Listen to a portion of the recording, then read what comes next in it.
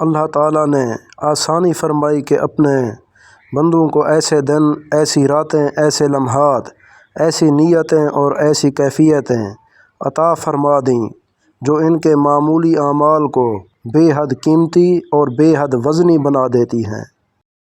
اے اللہ، ہمیں اس رمضان سے آنے والے رمضان تک سلامت رکھنا اور اس رمضان المبارک میں ہمارے تمام گناہوں کو معاف فرما دینا۔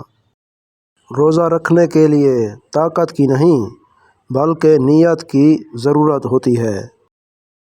یا اللہ، تیرا شکر ہے کہ ماہ رمضان کی ایک اور سحری نصیب کی۔ یا اللہ، آج کے روزے کو ہماری بخشش کا ذریعہ بنا دیں۔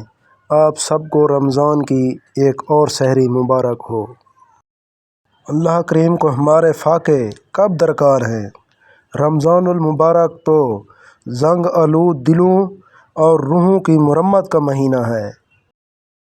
جتنا ہو سکے یہ لمحات اپنے رب کی عبادات میں گزاریں۔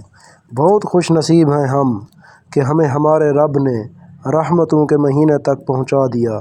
الحمدللہ، اس رب کریم کا جتنا شکر ادا کیا جائے کم ہے۔ ٹھنڈا رمضان عطا کرنے والے رب، ہمیں قبر اور حشر کی گرمی سے بھی محفوظ فرمانا۔ بچہ اگر روزہ رکھ لے تو ماں سارا دن محبت اور شفقت سے دیکھتی رہتی ہے، پھر اللہ تو 70 ماؤں سے بھی زیادہ چاہنے والا ہے۔ رمضان المبارک کی ایک اور سحری نیک تمناؤں اور دعاؤں کے ساتھ بہت بہت مبارک ہو۔